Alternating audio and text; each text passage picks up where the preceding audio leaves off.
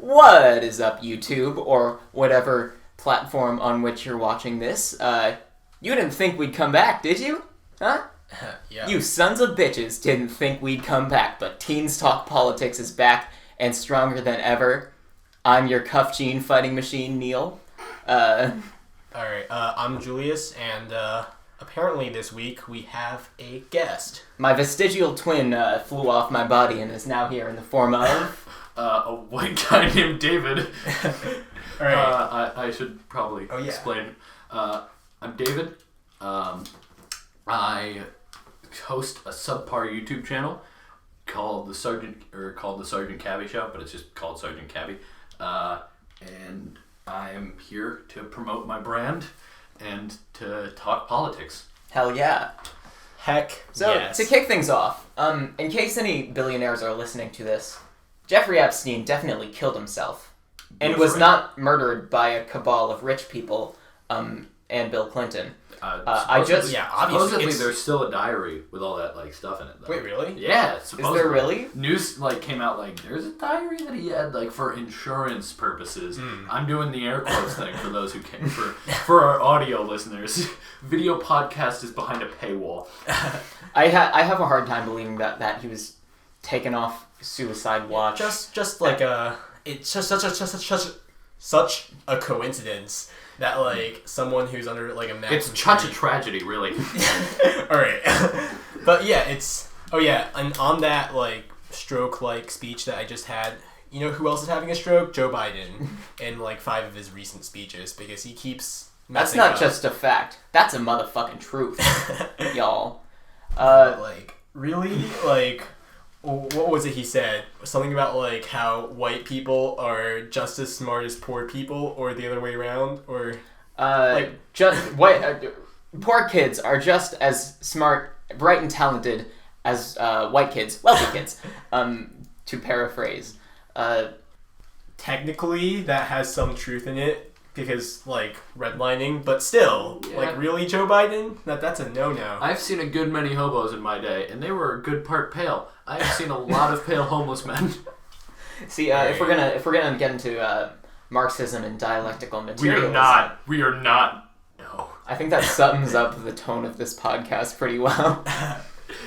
That sums up. But yeah, I mean, we're attacking Joe Biden for being a totally incompetent candidate for the 2020 election. For being a tool, bruh. But he's still a decent amount better than Donald Trump, yes, but a decent amount. It's not a very high bar to clear, but really, Joe, that's no. He never had my primary vote. That doesn't exist in the first place, but he definitely still doesn't. I forgot you're a young boy. Yeah. You're a little man. Can't vote in 2020. Yep. Mm-hmm. Youngest one. Oh, you're also a young boy. Wait, what month were you born in? This is a podcast that is going to the public. All right, the public but are you going to be old enough to vote in 2020? Nope. Same. As the only person here that will be old enough to vote in 20, I think we can all agree that only my opinions are valid. And my opinion... Welcome to the Teen Talks Politics podcast, where we try to keep Neil from going on a communist rant. Right. The only correct opinion is the that Marxist one. Electoralism is a product of capitalistic rage. I hope a shark cuts your dick off. I swear. Alright. Right. So, should we... Is that why Left Shark has been missing from the news all these years? He's been going on a murderous rampage, cutting people's genitalia off. He's like Batman, but awful. He's going through, Western Africa, circumcising people. Okay, but in terms of... So this is Teens Talk Politics. Yeah, this is a very... The podcast that will be suspended, as soon as we get arrested by the FCC or something, or as soon as we turn 20. Alright, anyway, time for the podcast sponsor, Blue Apron. They're not sponsoring us yet, but please, sponsor us. Oh, God. Alright, Time for the new podcast sponsor, Cambridge Analytica. Mark Zuckerberg personally funded this podcast. Friedrich Engels personally edited this podcast. Okay. So what else is in the news? There's Israel. Yeah. As per the norm. Israel's a conspiracy. Explain. I had a joke planned out, but I know where it's going. Okay, but Should we get to the point that Yeah, I'm here sure. for? The thing I wanted to talk about? Okay, yeah. Right, we'll Before do that, the- though, I have a little segue. So Right. one thing to know is that there have been protests going around across the world. One in Hong Kong about kind of Chinese hegemony over Hong Kongers with the extradition bill, and the President Carrie Lam. yeah. President, I don't think is the right Not word. president, like the. Prime Minister or like It's like called like CEO or something like really weird. of China? No, of The Hong Kong. CEO of China? Not CEO. It's something weird, but it's like a. But whoever she is, yes. Anyway, Dungeon Master Carrie Lam has been really in a tizzy over protests, which I think at their peak covered one quarter of the Hong Kongese population. Wow. Then there was one in Puerto Rico against essentially inefficient governance because Ricardo Rosselló sent out a bunch of misogynistic a bunch of his super misogynistic and homophobic texts were released, and they've gone through 3 or 4 governors in the past 2 weeks. Fun. Finally, we're back to Brazil, aka USA Part 2, except they're just accelerating their fascism, which it has been erupting into protest because Bolsonaro has diverted $87 million away from education and textbooks and diverting it to his plan to cut down the entire Amazon rainforest and replace it with statues of himself next to his idol King K. Rool. Yeah, Jeff Yes, Bezos should feel threatened. What was it? I was thinking about, you talked about Puerto Rico, right? You know, it's a wild thing to think about. The Puerto Rican governor goes to congressional meetings in D.C. and he is not allowed to vote or participate. He or she, depending on who's holding the office. Yeah, like no one in Puerto Rico. You're is allowed really- to spectate. That is either the worst job in the world or the best job in the world by somebody's mark. I think the governor of Puerto Rico is just the most high up in like the voyeur hierarchy. I think the problem is when you get like governments like, because Puerto Rico is connected to the U.S. and so they can tell, unlike Brazil or North Korea, or more accurately North Korea, North Koreans aren't going to start a riot against their leader because they don't think there's anything better. They think he's the best. But whereas like Puerto Rican people know there's better options out there, and now they just don't trust the government at all. I mean, that's valid because their government has been like insanely corrupt and run by terrible people. Here's my question. Is there a government on this earth right now that isn't corrupt in some form? No. And that is why, viewers, I'm going to preach the gospel of anarcho-syndicalism to you. I'm gonna shave you. I will tie your shoelaces. Please, slather me in butter. And For those who aren't watching the video podcast behind a DLC paywall, Neel never ties his shoes. And that's the tea, sis. Of course.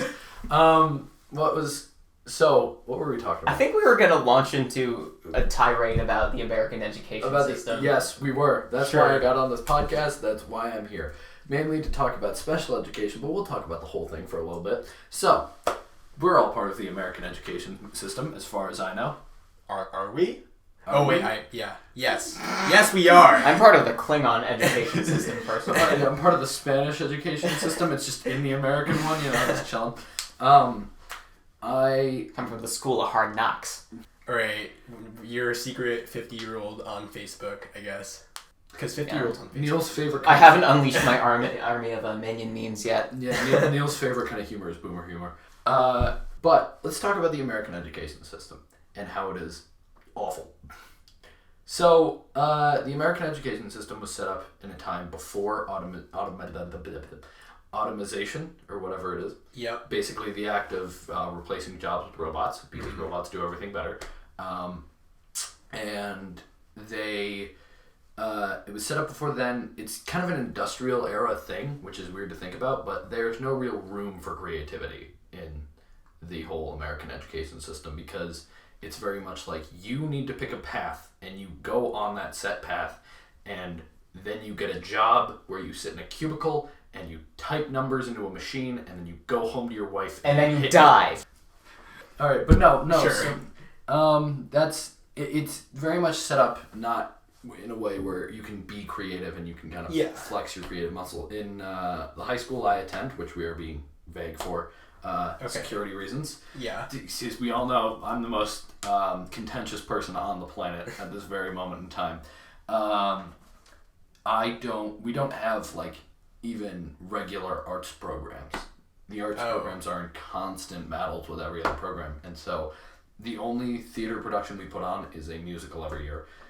We have a couple concerts here and there, and it's just genuinely like performing arts and arts in general are pushed to the side so that my school can flex its SAT scores, which are high, I guess. But it's stupid because things like the SAT and tests like that you can't even study for determine your future, which I think is the dumbest notion on the planet. Yeah, exactly. And also, if you look at just how like schools in general and opportunity is structured. I really don't know how to talk, but structured like so much based on like the zip code you're born into or how much money your neighbors have and are paying in taxes.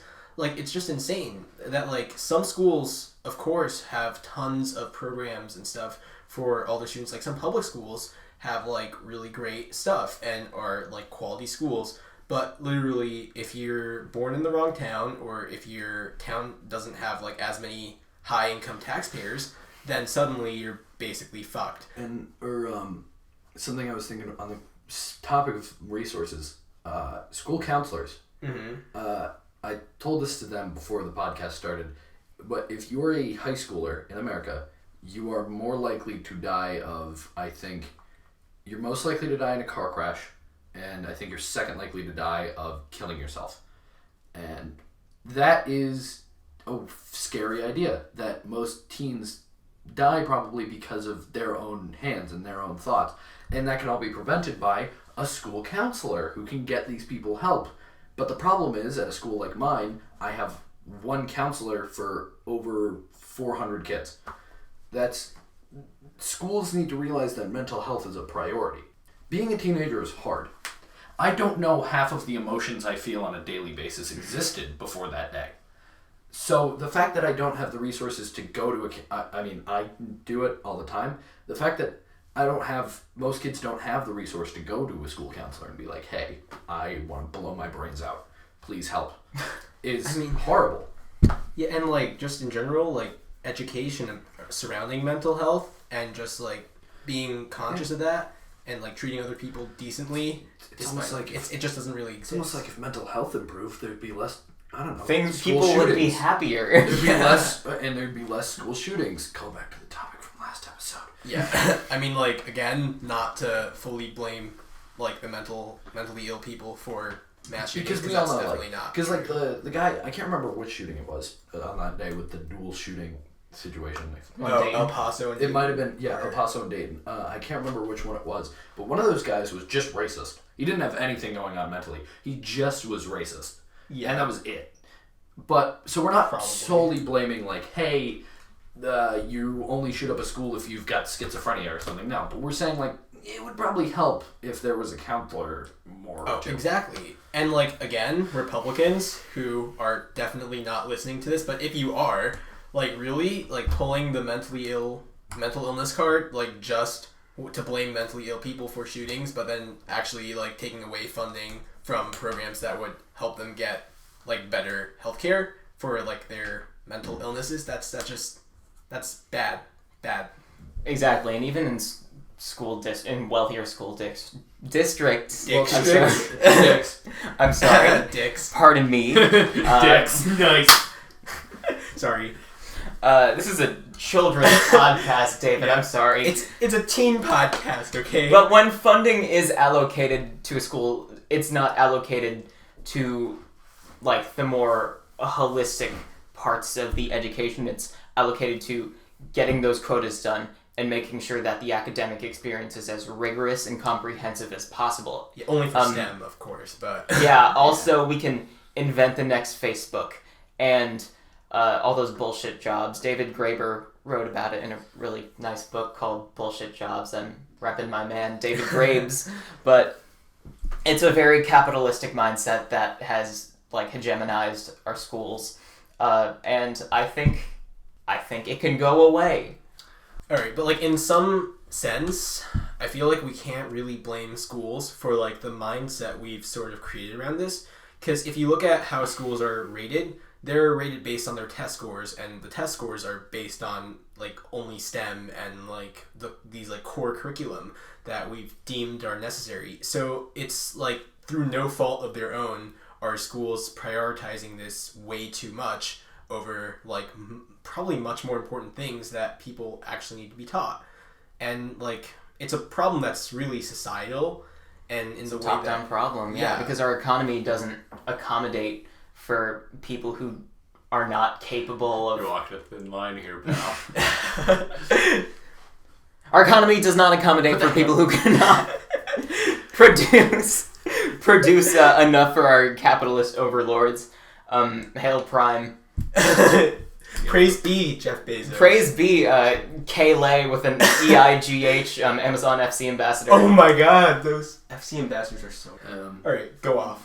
Go off? Oh, yes. Go off. Okay, so that being said, going from mental health in schools, which is poor, we go to special education, which is connected to mental health because special education has to do with I do like special things. And education. This is when I'm going to reveal this, I guess, technically to the internet, to the entire internet. I was specially educated. I was specially educated until I got into a bunch of AP classes, and they said maybe this kid's too smart for this, or not too smart, but maybe he's got things handled. But what I was part of that system, and I see a lot of the flaws in it. The main flaw being it is the biggest hand-wavy thing in the entirety of the school system. Every sped kid is treated the same regardless of what they have and who they are. And they also don't mix, keep in mind. Special education people, kids who have those issues, don't mix well with the other kids. Or not with like the other regular kids, I'm talking with the other sped kids. Oh. Like, there were plenty of times when fights would break out in like the special education department because there were two autistic kids who were placed in the same room together and just didn't like each other. You have the issue of everybody's mental issue is different. Everybody is different as a person. So when you have them all together in a room and you treat them the same, it's going to end up with a lot of poor results. Yeah. That's why I got out, because it wasn't helping at a point. And like they call it specialized education, but it's not really specialized to help people with mental illnesses. It's just like putting them all in a separate room and just like not really doing anything with them, which is an issue. Yeah, this brings up programs like Common Core, the kinds that set up... Common Core. the kind... You just got that, sorry. Did you just fucking... Okay. My school district is Common Core. But programs like Common Core, I understand and empathize with the view that education and a quality education should be a right, but we can't do that by setting up quotas to ensure that everyone can produce a sufficient amount. Because and then you get situations where like if you can't fit that quota, and it like there are some genuinely smart people I know who are really, really talented. The problem is they just can't do algebra that well, so they're considered failures and stuff like that. And the fact that that's the reality is horrible, because people aren't... You being smart doesn't have to do with how good your letter grade is. It has to do with a bunch of different factors of like who you are as a person, how you think rationally, all that kind of stuff. And the fact that schools kind of boil it down to like, you're smart if you hit these numbers, and if you don't, then you're average. Fuck if you. Don't hit you those, can fuck right off. But like the thing is, yeah. I think again, like one of the main issues with this like stems back to, like the rationalization, or like what people the reason people haven't like made things like Common Core, like it's not really what's it called, like the motivation behind why someone wants to do something. Like they're not, it's not like a terrible reason. The rationale. Yeah, the rationale for Common Core and stuff. Like really, it's logical. It's supposed to be addressing like the problem of differences in school education, and how like some schools get like nice free like a million IMAX, while some other schools have like 2 textbooks for like the entire grade. But that's another. If you're from Brazil, you get none. But like, if you look at it in the way that our schools are getting funding, it's fundamentally not equal, and it's built to keep people who are in poverty still in poverty. It's built to keep the working class complacent. No, but like, really... Okay, so you hear this? That's the case opening. You hear this? That's the hammer and sickle going in the case. That's the case closing, and that's the case being thrown across the room and out of the door. But like, in terms of education though, if we can't have... Like, public education is supposed to be... in my opinion, I think it should be equal for everyone. It should also be highly more democratized than it is already. Totally. Because the problem is that it's logical. It's a pure logical system. Test grades are a logical idea. If you don't know the knowledge, then you don't know the knowledge, and you get left behind. And then the fact that like impoverished areas have worse schools because they're impoverished, and then you can connect that back to like a bunch of race relations and all that And stuff. Marxism. Took out the hammer and sickle from the case.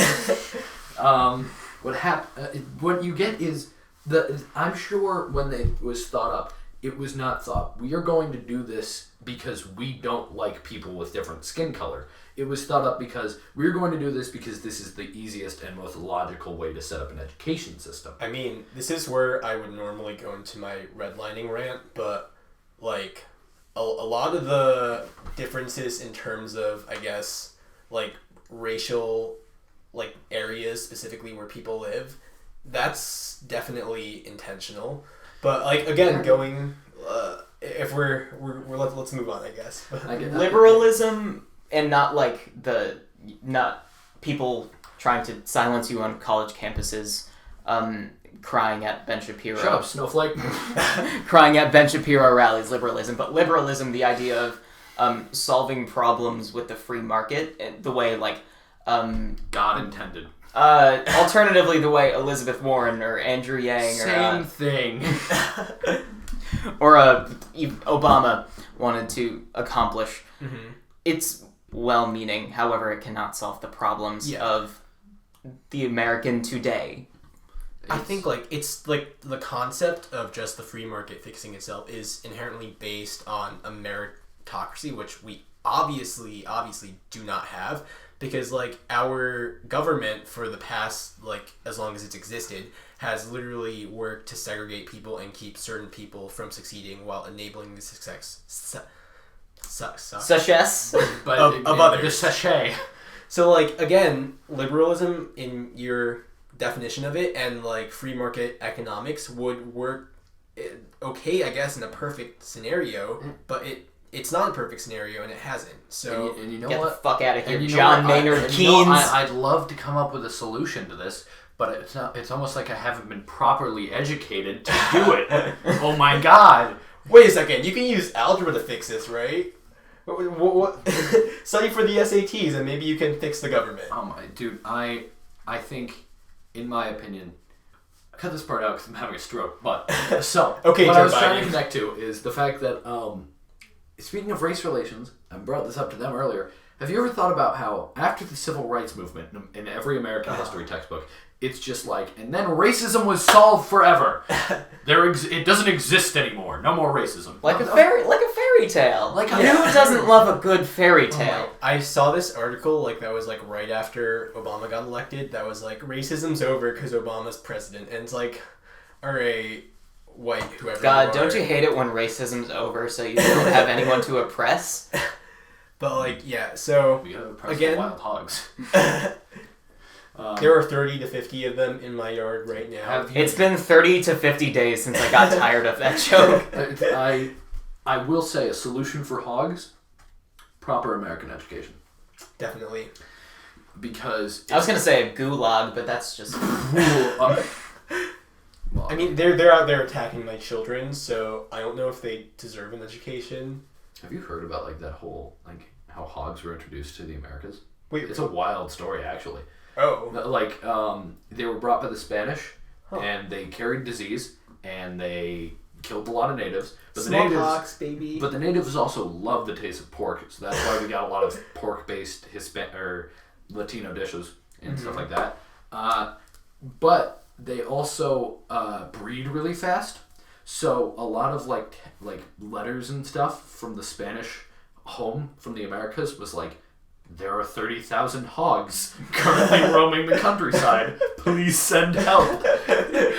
They're attacking Like unsupervised children. They're invading the pueblos. Someone bring over a wolf with a very strong set of lungs. Oh, gee. Have you heard that thing about, like, wolves are being airdropped into Canada to deal with, like, the moose problem? I did, yeah. The idea is just, like, tactical airdrop inbound, and it's just the next Call of Duty game better have a tactical airdrop that's just wolves. I think Fortnite wolves. predicted this with the furry in Season 6. What, there was a what? What the hell? Let's not talk about that. I think though we will go on another communist rant if we talk about Fortnite. We have and speaking of Fortnite, Trump wants to buy Greenland. Oh, he does, apparently. He wants to buy Greenland. He wants to buy Greenland. According to people in his administration, he is very excited by that idea. And Denmark, the official owner, and I say that loosely because owning a country is a very risky idea. Similarly, also keep in mind, it's just a bunch of ice that happens to be near each other. It's barely a country. Yeah. But, the president of Denmark, I believe, the current proprietors of 2710. Greenland, got kind of pissed and invited Trump over for a meeting in about a week or so. Ooh. I would be pretty pissed too if Donald J. Trump was just like, we're gonna buy David's house and we're just not gonna give it to him. We're just gonna buy it and take it from him. I'd be like, please come into my house and let's talk about this. I think in this new chapter to the Book of American Imperialism, Trump is just trying to play a prolonged game of civilization. Where, like, you have all the caravans and whatnot giving you money. And so eventually you have enough money to just buy every city-state. And I've been playing a lot of Civ. Can we talk about that? Forget Ace Watkins. Donald Trump is already our first gamer president, and I think that is the fundamental reason why I want him gone. Enough of teens talk politics. Time for gamers talk games. Look, the most oppressed people on planet Earth were gamers. Obvious. From the start. The Jews, gamers. Africans, gamers. The Chinese, gamers. Squid people, gamers. Okay. 30 to 50 wild hogs, gamers. Listen, they're the oppressors. They're the bourgeoisie. Okay. I think the big question that's taking control of my mind right now is whether or not we're gonna leave this in.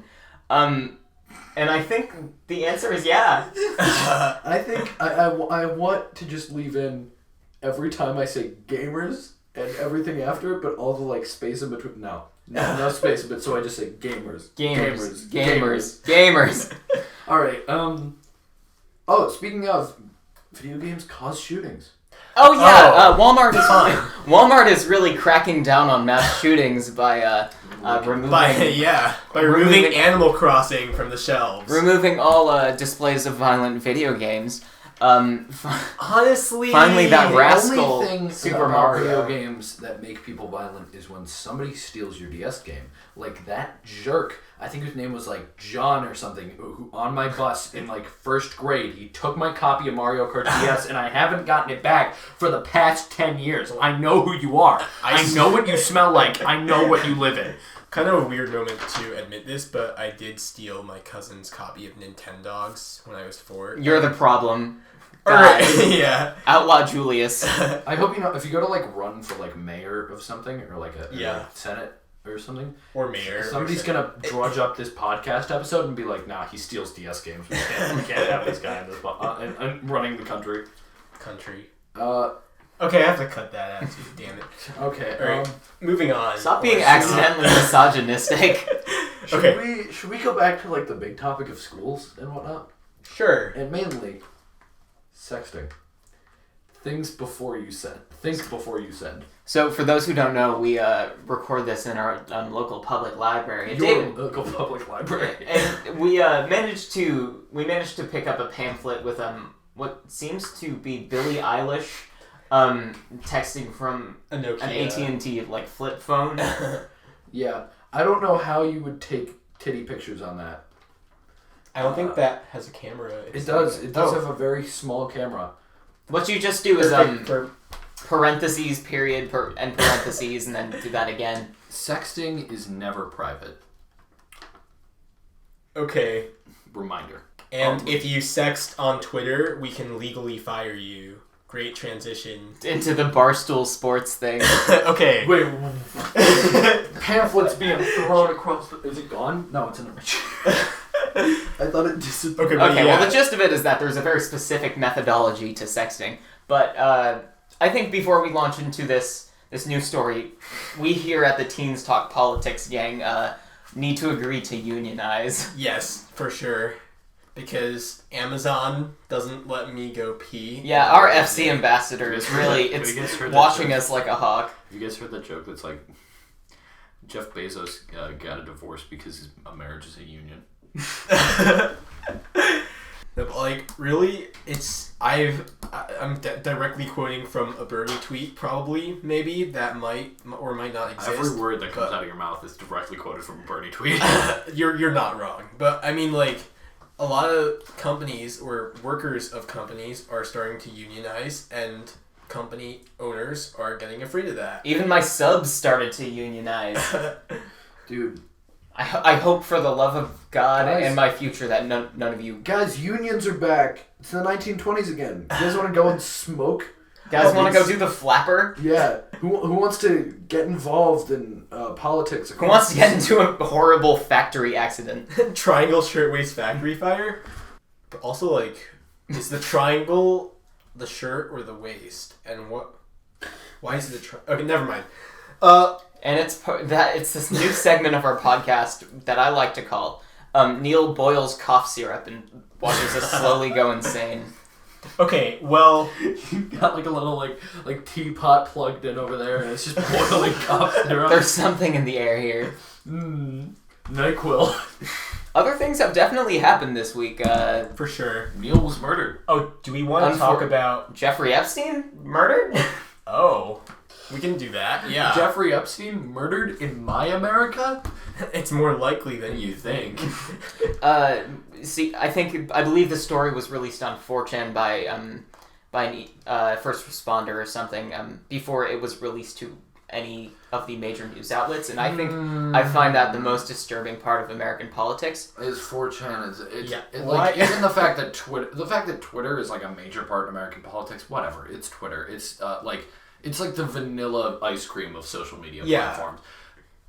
Like 4chan is like biting into vanilla ice cream and realizing it's laced. No, it's glue. Realizing it's glue. It's just glue. And then the glue of American society. The further down you go, it's horse cum. That's what you realize with 4chan. It is glue and horses, same thing.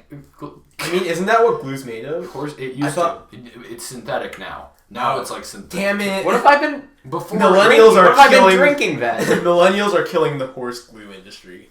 I think it's actually Illegal to mill horses into glue now. I'm pretty sure. So they're not killing it. It's been dead for a while. Okay, if you know somebody who owns like horse glue, shoot. I just gotta call up the person who runs my horse glue. I have this working theory that all horse girls are all... Horse girls? My gender-neutral term for people who are interested in horses. Horse girl. Heeple, if you will. Horse squirrels. Furries, if you will. I have this working theory that they're just glue barons running underground rings to liquidate horses. Liquefy. My apologies. We gotta liquefy these assets. Literally. The horses are the assets, though. Anyway, more about Jeffrey Epstein. They found the remnants of a power suit at the like a pantsuit at the scene of the crime, followed by a strand of blonde hair. That is a lot. Wait, that's real? No, okay. I was about to be real worried. I was about to be like, Neil murdered Jeffrey Epstein. We all know blonde Neil. With the pantsuit. Or the power suit? Power blazer. Sorry. Okay, What are we talking about now? We're talking about Jeffrey Epstein. Yes. So you guys go off. I'm gonna find that thing that I was that story that I was looking at. Oh yeah. Speaking of Epstein, apparently Fox News has decided to cover in depth the theory that the Clintons murdered him, but not the equally appealing theory that Equally Trump, culpable. Yeah, that I'm Trump willing- murdered him. I'm willing to accept that they tag teamed him, that they paid off the guards to just Go turn on. around, turned off the CCTV, and just kind of knocked him around for 2 hours. Oof. According to Meow.com, which I don't know is a reliable news source, Epstein kept a meticulously detailed secret diary about his friendships with powerful people as an insurance policy. What a nerd! This guy keeps a friendship diary? Who wants to read that? But also, if it's so convenient that he just happens to die. I mean, not to It's so convenient that the people on Suicide Watch just so happen to be taking naps and being like, hey, I hope this guy doesn't kill himself or something. But the thing is, the people who are rightfully accusing Epstein of sexual assault and the underground sex ring that he operated for years, they're not really going to be able to get their justice against him, and that's kind of terrible. This got surprisingly really fast. That is awful, and you've got to think there's a pit in hell waiting for that man. That's a good thought in my head. Yeah, I think this whole debacle, for me at least, has almost distracted me from the fact that he ran a child sex ring. Oh yeah. Neel Shoot. feels bad. No, but that is. Jeffrey Epstein. Say it. It's so I don't feel bad for Jeffrey Epstein. Neel sympathizes with him. Neel saw that news story and he was like, I get it. That's my unique teen perspective. Neel runs a sex ring, but it's just horses. turning themselves into glue. Yes. They go at it until they're not solid. They liquidate. They're no longer their solid. assets. Fly. They liquidate each other's assets. Anyway, this is teens talk. Okay, yeah. Moving on. What was I going to talk? I wrote down public charge. That's the new law That's the thing. new immigrant rule. Oh fuck. I mean, Immigrant crap. rule. There are none. No, but just a subtle reminder to all of y'all: illegal immigrants do pay taxes, and they don't. Do not. Many of them don't receive The welfare services, at all. the services believe. that we all receive from paying taxes, that they don't receive that for paying taxes either, and that's, yeah. But they do receive one thing: discrimination. Yes, they sure do. And in That's that topic, are you going to say something horribly offensive after that? there have been multiple people who are completely legal immigrants who have been detained by ICE or have Which been, I find absolutely hilarious. And the best thing is when the parents are illegal immigrants and they take the kids with them, and the kid has no idea what Mexico is. Oh yeah, that was, what was that? The guy that got sent to, what was it, Iraq? We were. I think we covered this last week. There was a guy. I remember, not from what you guys covered. I remember there was a story about a guy who got deported to Mexico. And Mexico was like, "You are not Mexico," and they deported him. You are not Mexico. You are not Mexican. They deported him to Guatemala or something, and then apparently police in Argentina or some country like that found him homeless on a park bench, and then he was eventually returned to America, where he was detained again at the airport for some stupid reason. And that's race relations in America in a nutshell, basically. Can't find that in the textbook.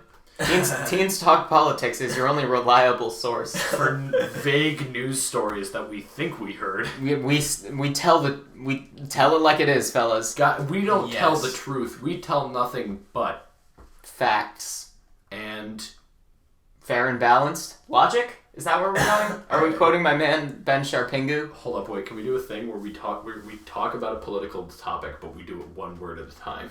Sure. All right. Racism. Is Great. That's For Jews. Okay, let's stop this now. All right. I can use that. Do we want I to was Jewish.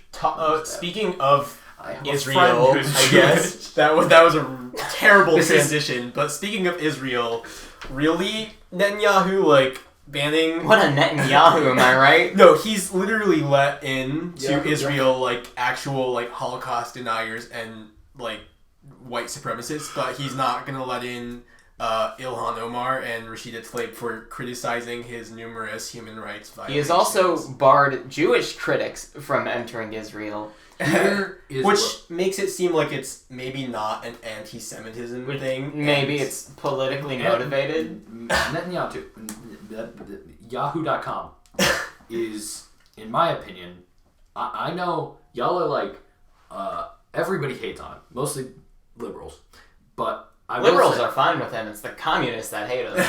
I will, like, they talk about how, his oppression of, like, Palestine and whatnot and all that fun stuff. Zach Fox says free Here's, Palestine. in my opinion, Israel is a country that was made for Jews, a group of people who have been oppressed for the past 4,000 plus years, and so I do not blame the leaders of Israel for having such a strong military and for doing all the seriously of bad things they do. They also took over, like, Palestine, and the people in Palestine are literally being treated as, like, less than second-class citizens.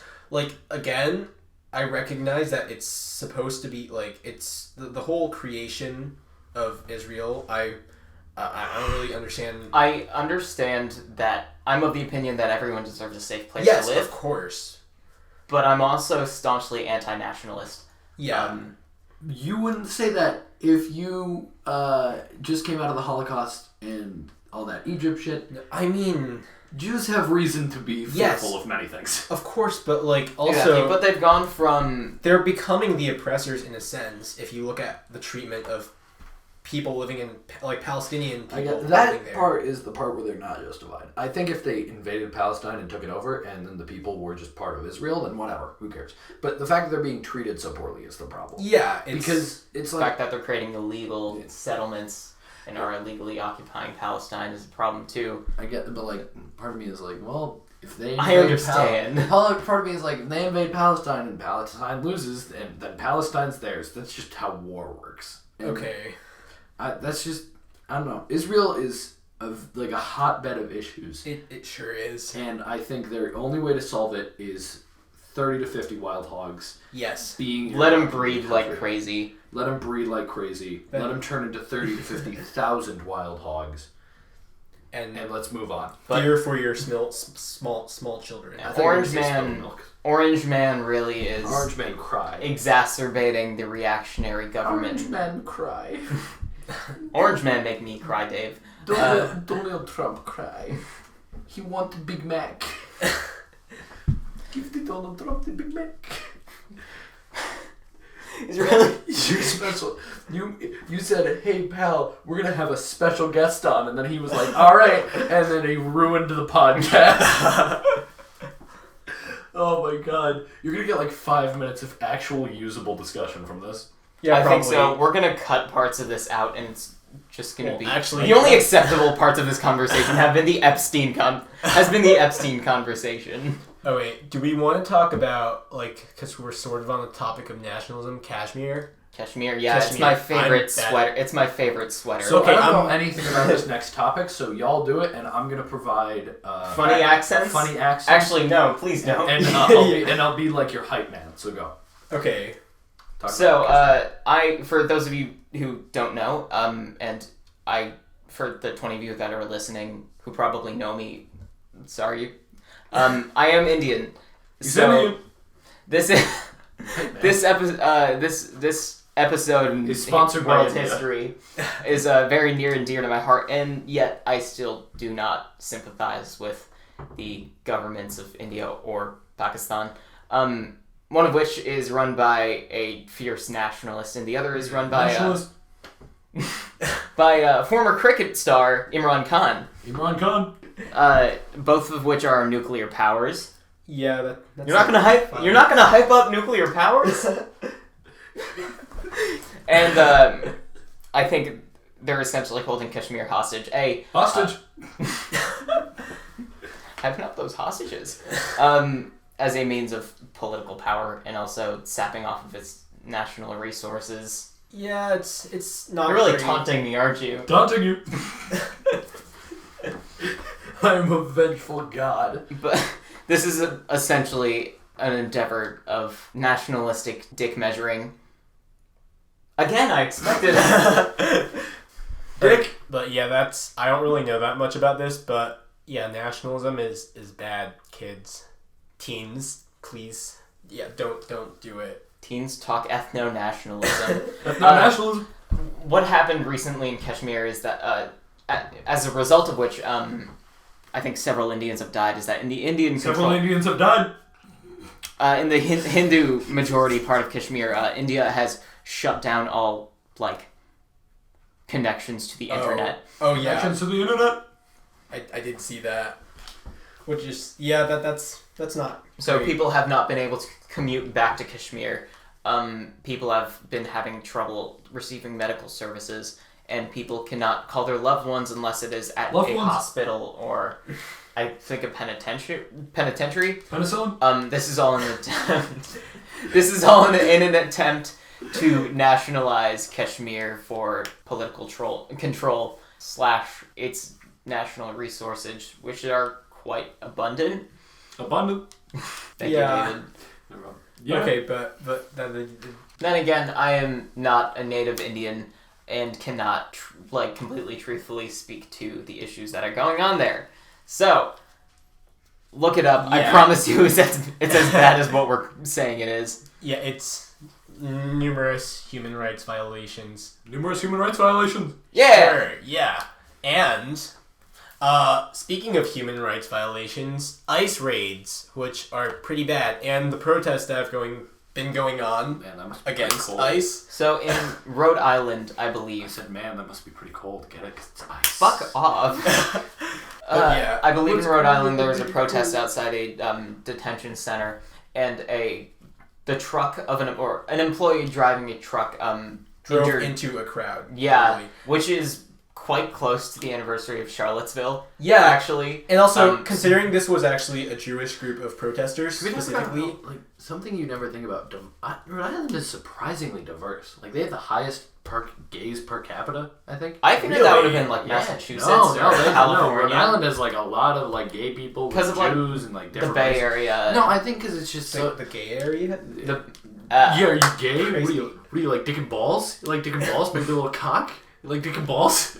Yeah. Okay, we're gonna move on. Maybe cut that part out too. Move on the dick and balls. I mean, Okay, but anyways, going back to what were we Sweet talking supper about? boy.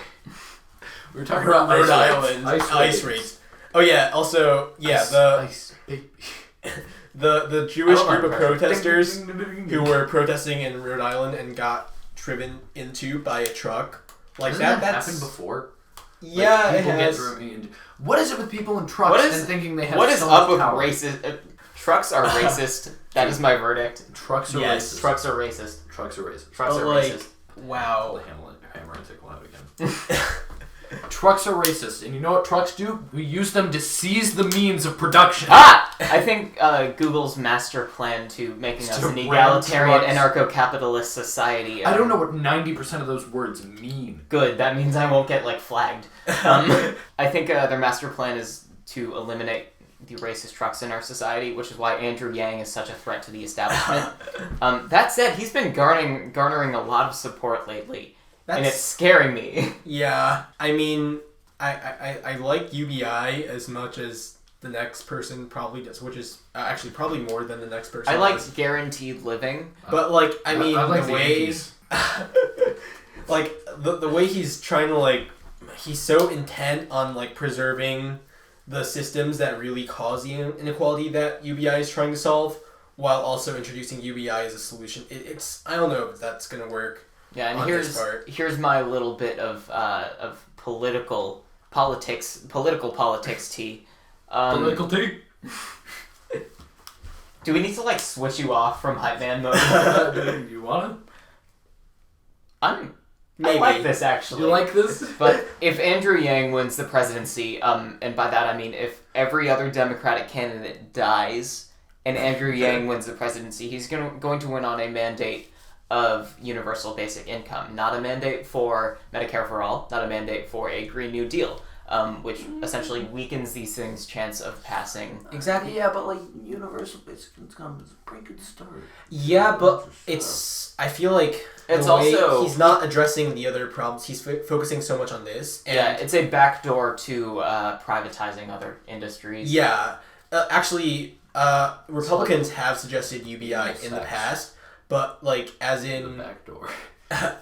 They've suggested UBI as a replacement for like welfare programs and other social services that would probably be pretty effective as well. Like I do agree that UBI is actually one of the most effective ways of ending poverty, and because like again I'm a fucking idiot. I thought you have been saying UTI this whole time. Oh. I was like, why are you talking about urinary tract infections like they're fucking like universal basic income, buddy? But like again, like the reason it works so well, it's been proven to work pretty well too, is because like you're actually letting people who need the money choose what they need it on, because like rich people don't really have a good understanding of what poor people need and which poor person deserves to have it. Yeah, have you seen that video of Bill Gates guessing how much groceries cost? What did he say? What? What did he say? Like how much grocery cost? I didn't watch it. I'm just using this as an anecdote. But I think in the spirit of that video, that very much applies. Rich people do not understand the needs of proletariat. And like the systems that we have now, so there's like welfare and like things like that, which are extremely restrictive, by the way. They make you jump through all these loopholes just to like get the resource that you actually need. Like they're not actually helping people in poverty that much. And like if you look at programs that are designed to like or just like focuses on say like increasing like jobs or whatever, those are mostly lower income jobs that won't actually help people escape poverty. You need to raise the minimum wage to do that. You need to introduce like more accessible healthcare, stuff like that. The problem is each state has its right to choose what their minimum wage is. But we do have a federal minimum wage, and it hasn't been raised. $7. Yeah, exactly, because it hasn't been raised in like 20 years while inflation has happened and the economy has done its ups and downs. Like, we need a higher federal minimum wage. If we, again, like the arguments that counter this, which a lot of people say it could take away jobs, but the thing is, the people who are working minimum wage jobs and aren't getting paid enough, they are working multiple jobs and they need to because they're not getting paid enough. That's an issue. And a lot of people are also trapped in the gig economy, Yeah. working for Uber not as employers but like users. Yeah. Or employees but users. Oh, have you heard that thing about how I think it's like I listened to another podcast, the Smosh Cast. Yeah. That's where we're getting political discussion from.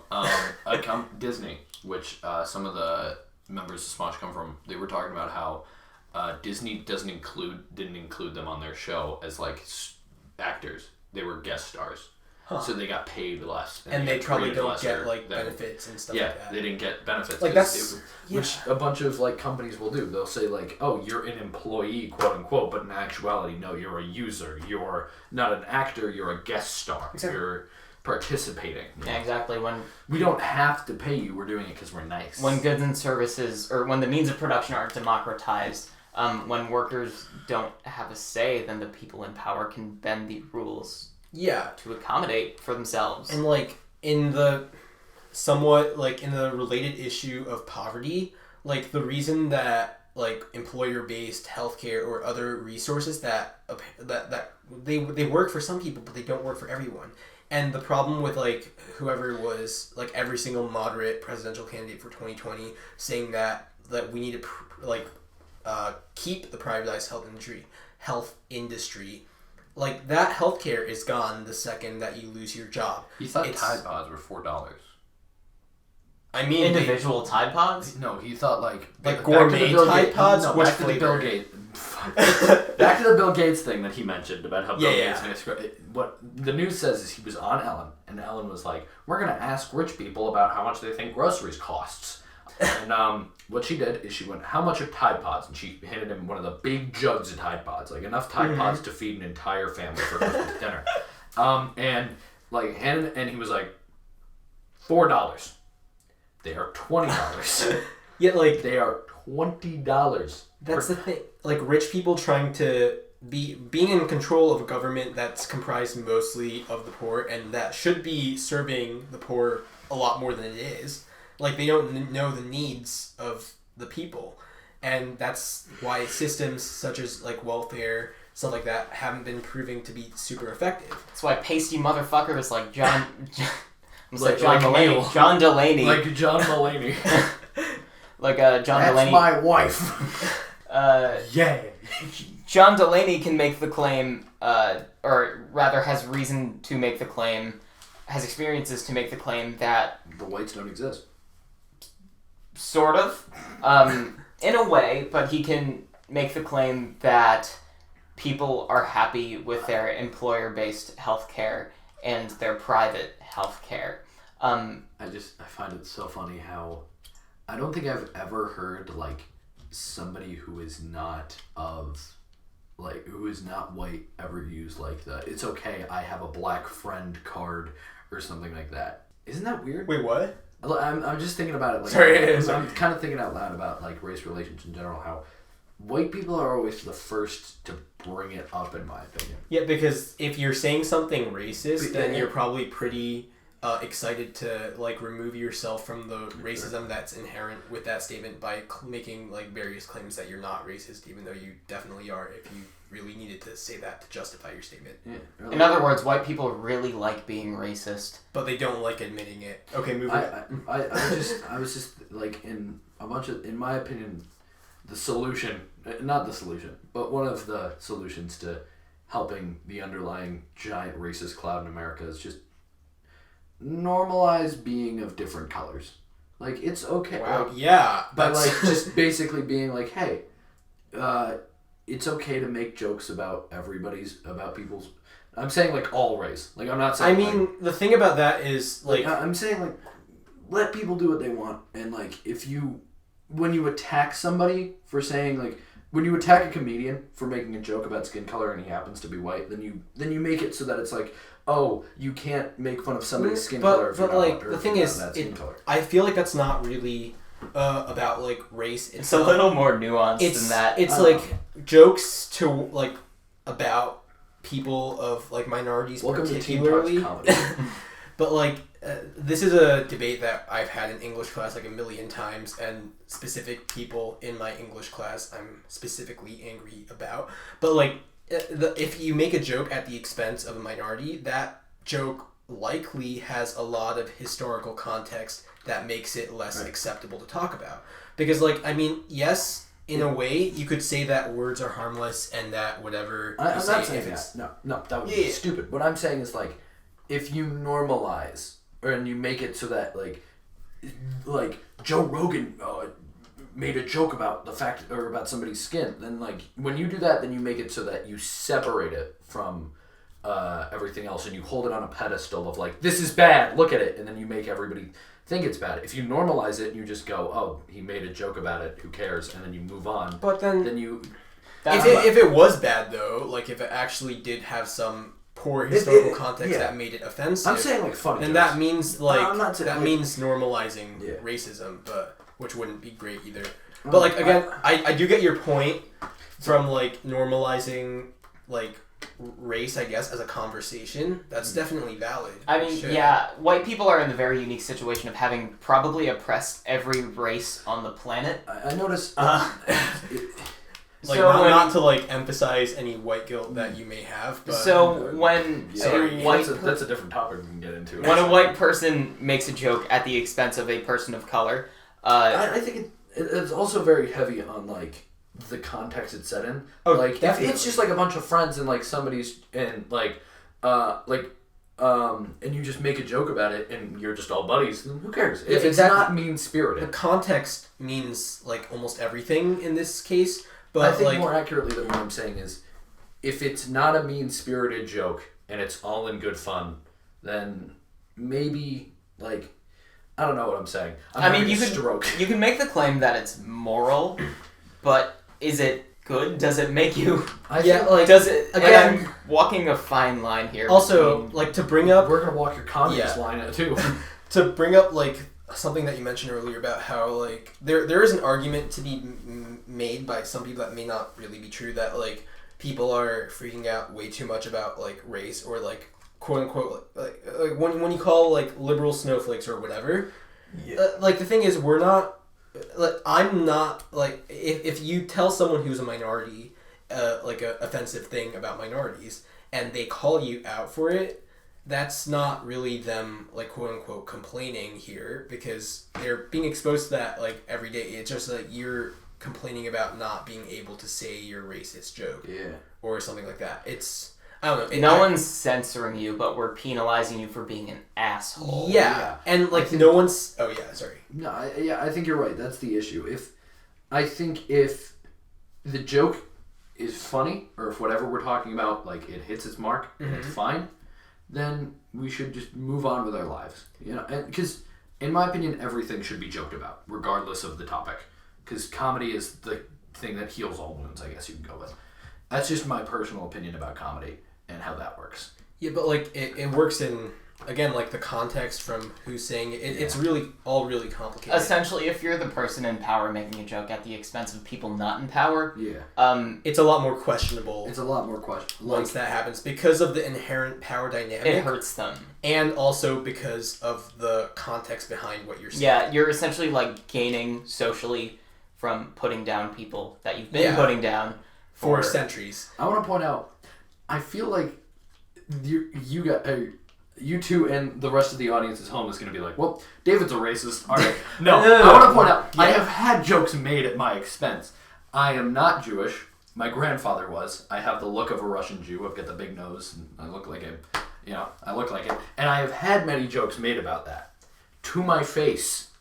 It's not fun, but I just think to myself, if I give that person power and I point it out and I go, like, you're a racist, here is why, then what I'm doing is, it's like, the difference is between ignoring a bully and then pushing out and pointing out a bully. But the thing is, like, Exactly. we need to point out things in order for them to actually be fixed. Like, Yeah, I do get your point. Like, again, I think, again, this is sort of confusing, like, people calling out others for, like, quote-unquote, like, being hurt by it. Like, if someone says a racist joke to me, like, I usually... Like, it's not because, if I call them out for it, it's not because I'm personally like, oh my gosh, this is the first time I've ever heard that in my life, and my precious baby ears are being hurt by it. It's that, like, yeah, I'm not saying you're not allowed to say that, but, like, really, you shouldn't, because it's a bad thing. It's not, like, a great thing to do. Also, if, like, you have a friend who makes jokes like that all the time, you should probably be like, hey... We're your buddies and we're all cool with it. But This is an intervention. Yeah, but like, maybe reconsider. when you're in a Starbucks, don't say the N-word. Tell that to your friends. On the topic of the N-word, if you're not African American, please do not ever say it. I agree with you. Yeah. But I agree with you halfway. Oh. I'm not African American, but I do think that words, especially those, when you give them power, then they become the problem. Like, the word fag. I am bisexual. People call me fag all the time. The problem is I don't give them power to it. But the thing is, there's a difference between, like, again, like a community or a group, like, owning a phrase that has been used to, like, against them in the past. And there's a difference between that and, like, accepting that phrase and taking away its power and... like just letting it continuously be used as a slur, because you have to acknowledge the connotations behind any slur that exists, and I think it's important to like just not like we have to admit that it like words do have inherent power behind them, and they racial epithets gained power as soon as they were used as weapons. Exactly. But I don't know how I like feel about also like. Then shouldn't... I'm trying to think, because part of me is definitely like, the N-word should be held up. I have two conflicting parts of me. I have part of me that's like, N-word should not be touched by literally anybody, no matter their race, no matter who, because it was something used to oppress black people, and that's where it should be. It should be in the past, and it should not be touched again. And then there's that would be other part of me that's like, English is a free language and anybody can use it, and the word can be used in any context by anybody. But you know, it's a very. Here's the thing, though. If you the reason that African American communities and African American people can use it is because from the context that they're using it in, it's not offensive. It was used against them. But And while they that are culture, using, in my opinion, at least, should have the ability to choose what happens to it. it's like the LGBT community can't say the like faggot word. Like I'm gay, I can say that. But like we can say that because it's from this context, from when I'm saying it, I know I don't mean offense to it, and because of my sexual identity, I'm not like meaning using it in an offending way. But when someone who isn't LGBT uses that, it has the connotation inherently of being offensive because it's been used by non-LGBT people as a word to oppress LGBT people in the past. So therefore, it's not acceptable for them to be using it. Similarly, when a man calls a woman a bitch, it's a pejorative, but when two women call each other bitches, or a woman calls a man a bitch, it's... Yeah. like, bitch! No, like, that's bitch. the thing. Context is everything. I don't know. I haven't. In my head, there are like compartmental, like the word, the N-word and faggot. Those are in like a compartment of like you can only use these if you're part of that group. But then there's words like bitch, asshole, idiot, dick, stuff like that. That's all in a box of like throw these as much as you want. They've become watered down, I suppose. Yeah, I guess because they've just been used for so long. Yeah, societally. I feel like give it a few more 100 years and the N-word won't even matter anymore. Maybe, but I still would make the argument that like just please don't use the N-word if you're not African American. That's our conclusion. Regardless of my opinion and how I feel, I still don't say it because that would be an easy way to get the shit beaten out of me. And also, like, none of us are black. Yeah, yes. And it's not like again, this isn't censorship. No, this isn't censorship. Like again, people will misconstrue it for that. It's just pointing out that it's not a good idea to use if you're not a part of the group that has been attacked by said slur, then you really shouldn't be using it because it's just disrespectful fundamentally. And like again, not censorship. You can use it. No one's telling you that no one's not allowed putting a clamp over your tongue. Yeah, but I think you shouldn't. Like it's just basic human decency. Like dignity. Just like don't do that. And yeah. It was okay. So on that point that I made earlier about comedians, in my opinion, I want to hear your takes on this. Sure. Comedy should be held differently than other forms of art and other things. Because I feel like people forget that comedy isn't just haha jokes. It is specifically to parody culture that's currently happening. And if you get upset at jokes, that's kind of like the point is to comedy.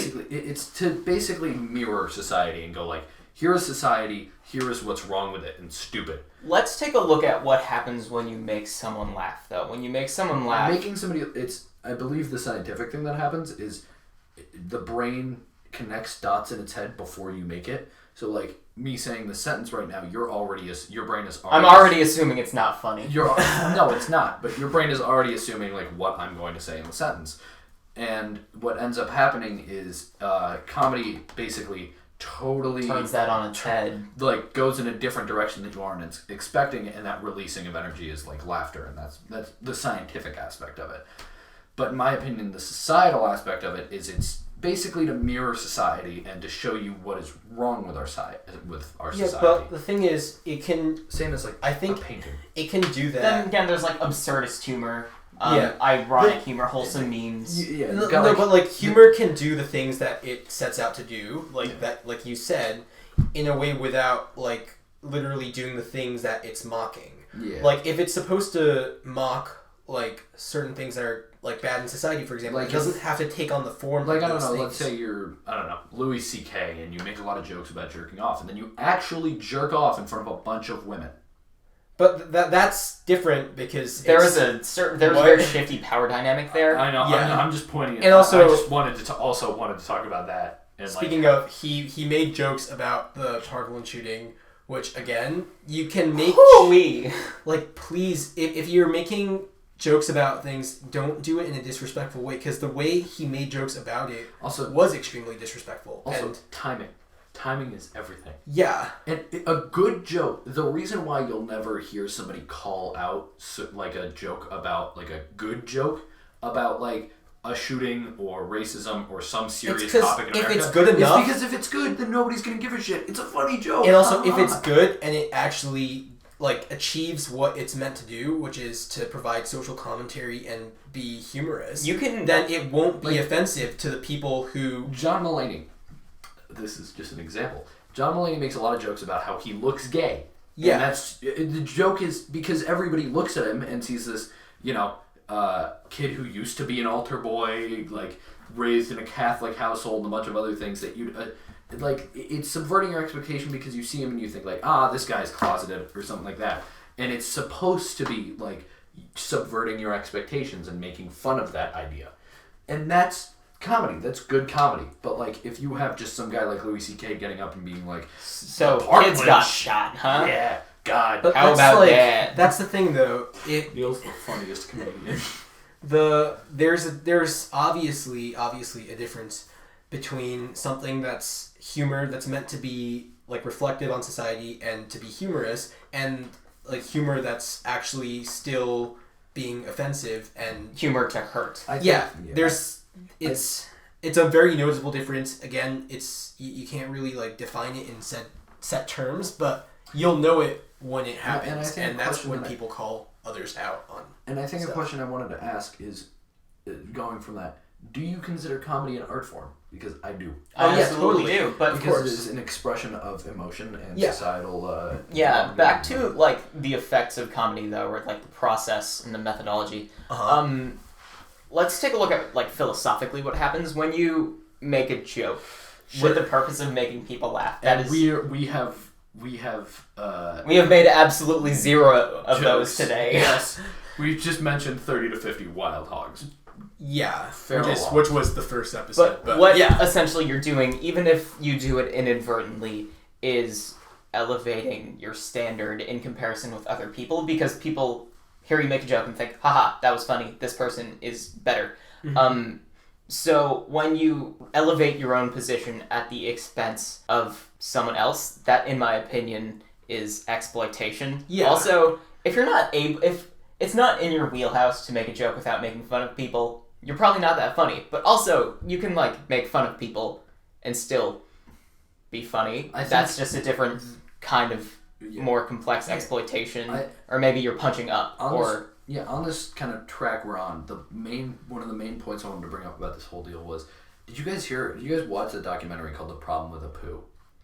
No. It was a documentary. Oh, about Apu from The Simpsons. About Apu from The Simpsons. Yeah. And how this comedian, I forget his full name, Cannavolo or something like that, he disliked the caricature because it wasn't like a realistic representation of who an Indian person is or whatever. Right? But this is, again, in my opinion, sorry, do you want to... I wanted to put my thing. Okay, sorry. The thing is... You are a guest in our house.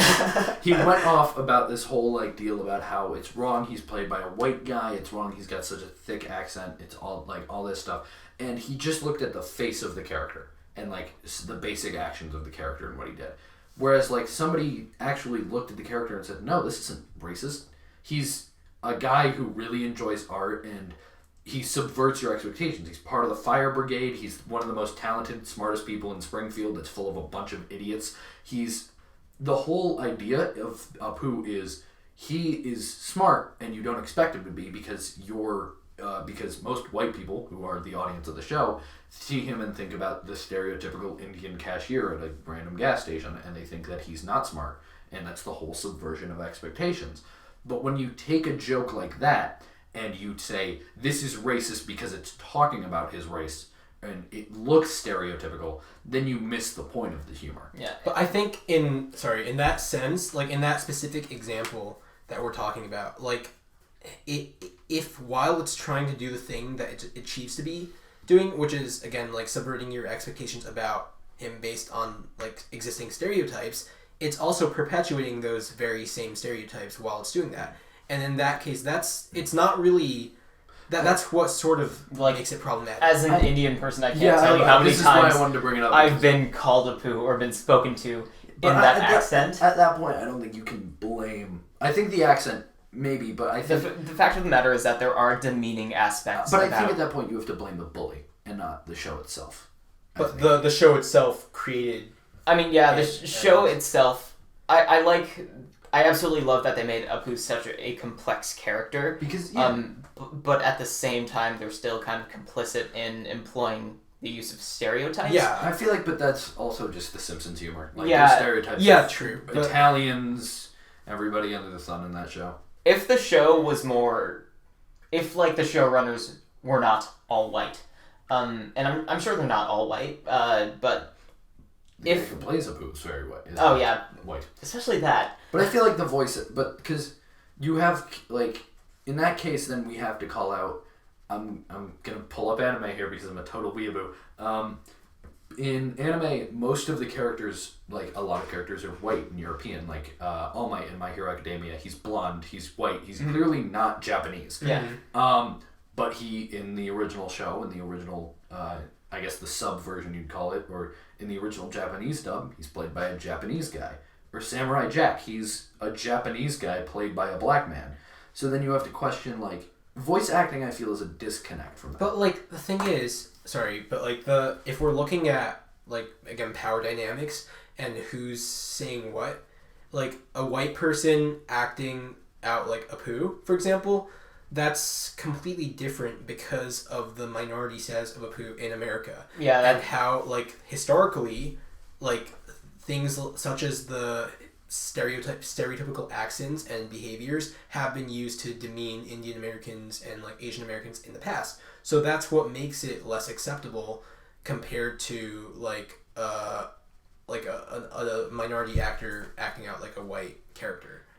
I guess I see what you're saying, but also part of me definitely thinks like voice acting should not be considered like you have to be this way. It is a regular acting. I suppose, but that is a form of whitewashing. I guess, though, because... in a way, but I think regular acting is like, if Simpsons was real and Apu was played by a white guy, then I would have a problem with it. Yeah. But the fact that it's an animated show and it can be literally anybody and it just happens to be a white guy, then I think I don't. But like if they made the character like again, you're saying that it aimed to like challenge stereotypes and subvert them, but while it was doing that, it employed many of those same stereotypes and used them again as humor to elevate the show status at the expense of minorities.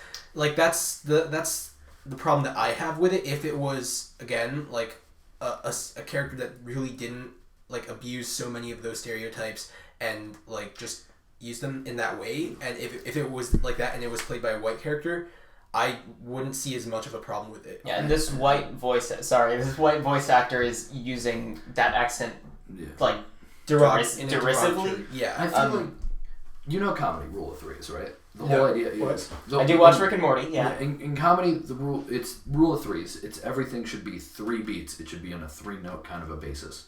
Whereas like you have your 2 setup things, and then you have your 3rd thing, which totally subverts the expectations, and then that's like your punchline. Mm-hmm. In Apu's case, I feel like it's the fact that, it's a very stereotypical accent. He runs a gas station. He's got very stereotypical like Indian man. That's his whole like deal. Those are the 2 beats. And then the 3rd one is actually he's a really nice guy who likes to build furniture and talk about it. And then he enjoys art. He's apparently the smartest. He's one of the smartest people in Springfield. He has a doctorate in computer science, a bunch of shit like that. That's the subversion, in my opinion. I think if that kind of character... I also want to point out, I do not have the right to talk about this considering who is in the room. But I think if that character were created by an Indian person, it would be a lot more acceptable. I say acceptable loosely because that word means 1,000 things. It would be, to me, a lot funnier. It would be, funny. But the fact that a white person is voicing him, the fact that he's taking away that value, that authenticity, authenticity from a character, it definitely takes value away from that sort of thing for me. For example, if Moana were voiced by a white voice actress instead of I'm kicking myself for forgetting her name, but she I think is Polynesian or Hawaiian. Yes, I think both Moana and Maui, who's played, and The Rock is Polynesian. Yeah. And so I think they're both. I also want to just point out there's a personal complaint about the movie. I get it. They picked The Rock because he's a very good actor and also his voice is very dynamic. super hot. Sorry, but The Rock cannot sing.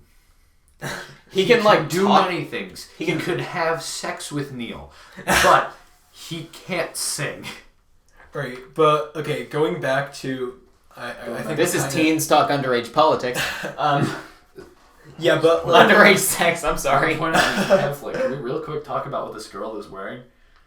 Like, look at. For those who can't see, that is a black flat cap, I believe. An arm warmer, This like is the all most- the way up to the. it's like, the most knuckles. aggressively 2007 pamphlet I've ever seen in my this life. is somebody who you'd see in an episode of Zoe 101. Someone here is sexting on a taser. Yes.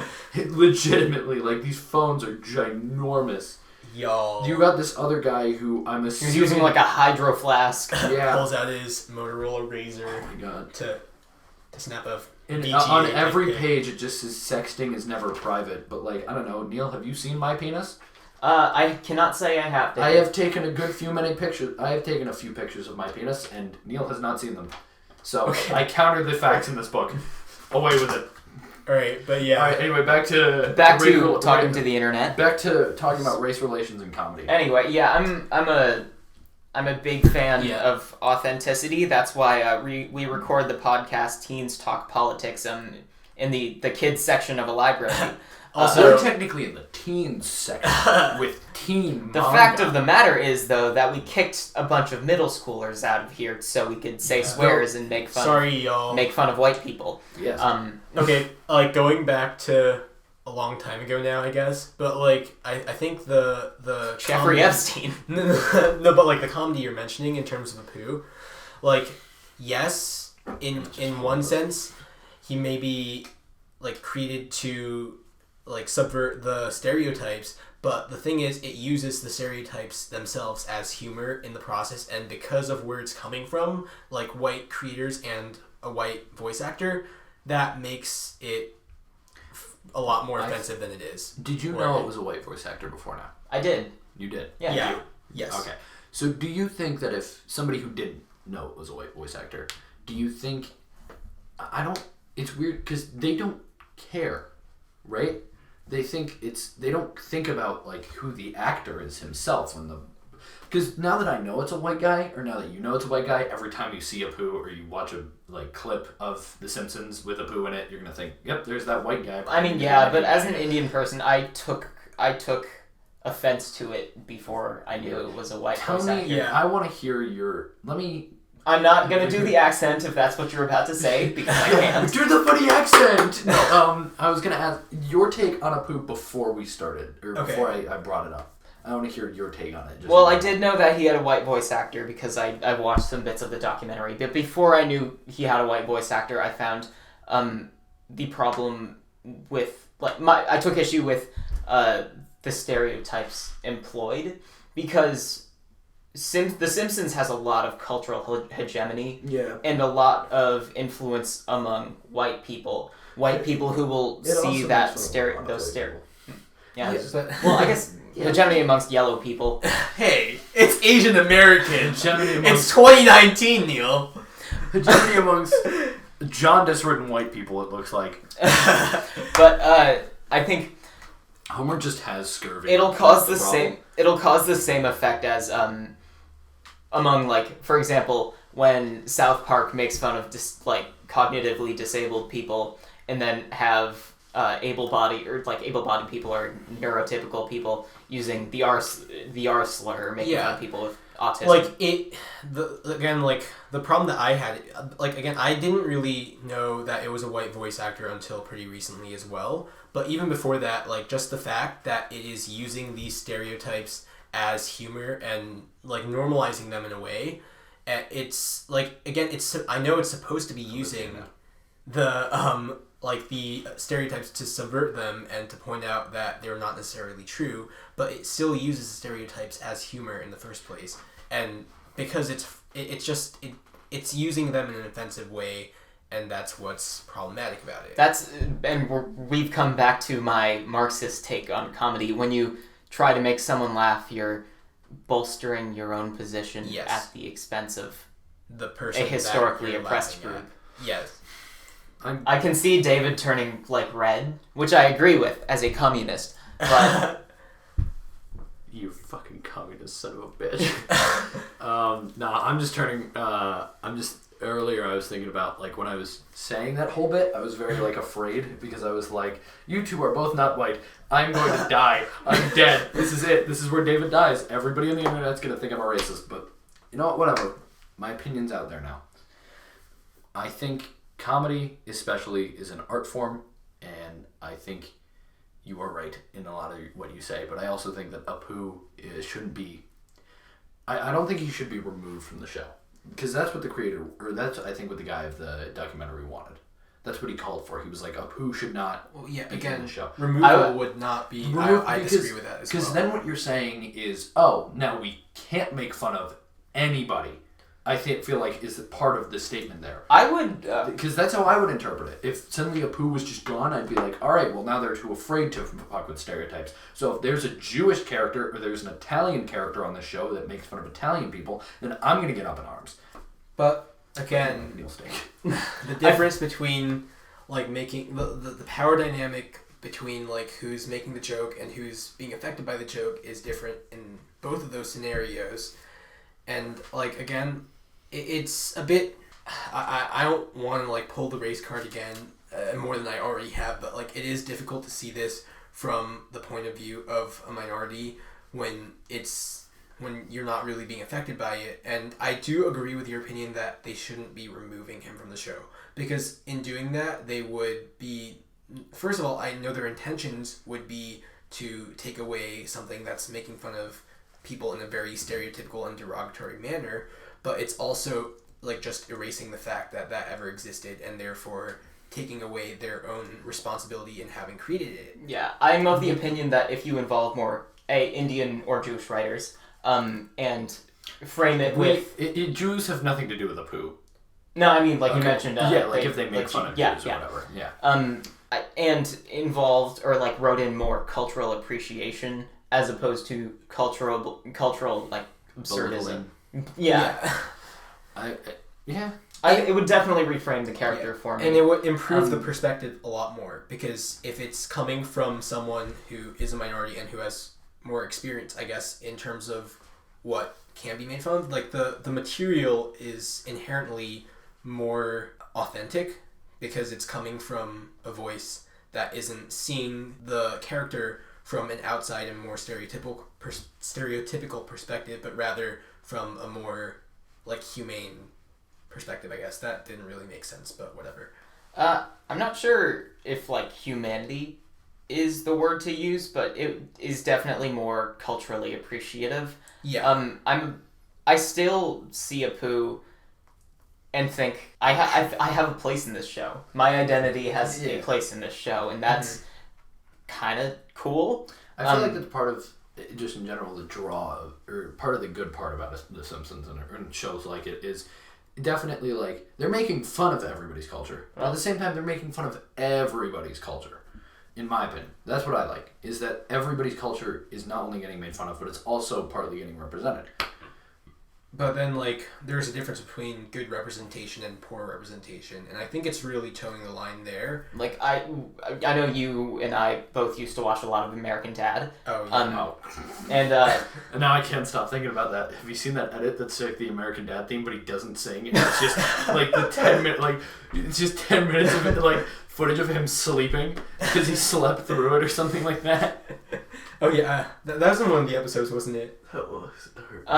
The one where he... I'm not sure. I remember it very clearly. But my point... moving on, yeah. My point being, the audio was really clipping as soon as we started talking about that, but... It's cursed. American Dad is cursed. That is a blurred image, you're right. My point being, one of the main characters, Francine, was a white person with a white woman with Asian parents.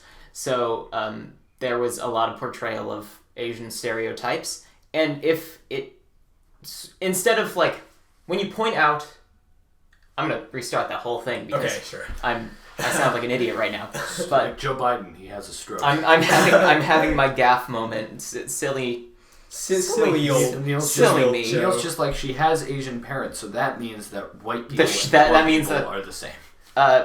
But they do a lot of like making fun Yeah. of their food, making fun of like their environmental practices.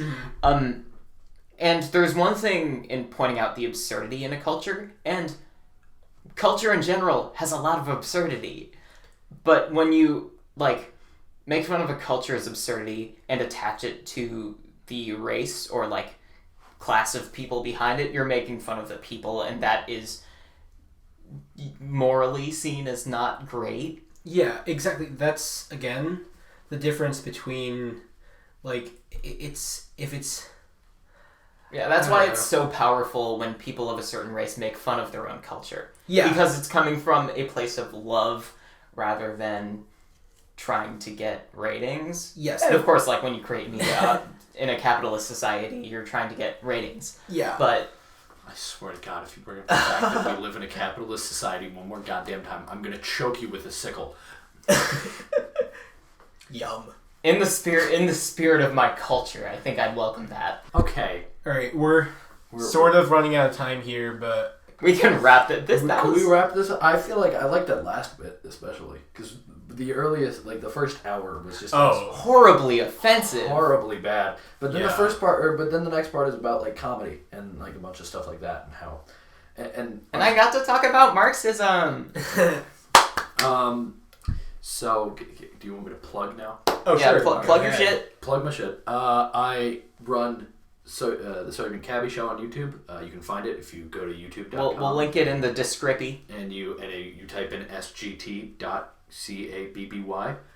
You can see me play video games with people and Play video games. and make jokes. And yeah, that's what I do. And But I'll not make jokes against gamer society, which has been Oh, of course not. discriminated against for centuries. Well, like Indians can go fuck themselves. Yeah. All right, but Hi, yeah. I'm Neil. I'm Indian. Okay, so yeah, I guess Yeah, ICE is ICE is still abolished bad. But fuck it. how ISIS? what is with them, by the way? Oh, Like, have we who? talked ISIS? Like ISIS, ISIS? just I kinda think they like, lost their last bit of territory very recently. Oh, Did okay. they now? Yeah, there was a story on NPR recently about like how a bunch of ISIS brides, I'm not sure if there's an actual term around this, are trying to gain citizenship back into the countries whence they left. Oh. For example, there was an Austrian girl who left when she was 15 to find her husband. I know it's wild from start to finish. So she joined ISIS because they wouldn't let her leave Raqqa, and she can no longer be an Austrian citizen. So it's wild. They're just having like a diaspora right now. Like for a while, like ISIS was just kind of like Like we all when thought they we- were gonna kill us. Yeah, I was like convinced, like, well, I'm gonna die to a terrorist. Thanks. Americans are Please. more afraid of America than they are ISIS. No, back then everybody was like, yeah, ISIS bad. Well, Yeah. we're a minority, so we were afraid of America already. Yeah. All right. Well. I like penis. Does that make me a minority now?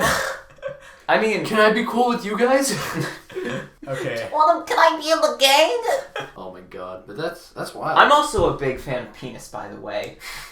So Yo, no. did you guys hear about like the Yankees? Yeah, they got What? Goku. They got Goku. The Yankees got Goku. Huh. Really, that really tips off like the Red Sox Yankees rivalry after they got Vegeta. Yeah, the Red Sox got Vegeta. Which is I'm a Vegeta kid myself. You were about to say vagina, weren't you? I just Almost heaven, West Vagina. Okay. Yeah, I think this that's a good time. more to jokes on stop. this at sgt.spacecabby. Not dot space, just dot. All right. Well, Or maybe space. I don't know. I'm gonna attempt to get this on like Spotify or Apple Podcasts or whatever, but my basic mind is probably not good enough to actually. We'll figure it out. Eventually. We'll figure it out, hunties. For now, subscribe on YouTube and Instagram. Follow us on Twitter. Yes, Twitter. Follow us on Twitter and Instagram. Follow me on Twitter as well. Yes, that. Captain Krabs with a Z. Captain Krabs. No, it's with an S. Okay, the original okay. one was with a Z, and then I got banned for no reason. We'll attempt to see you again next week with a fun little episode about voting and local activism through voting. Fun. So fun. So All right. Municipal government. Be excited for that. All right, bye. Bye.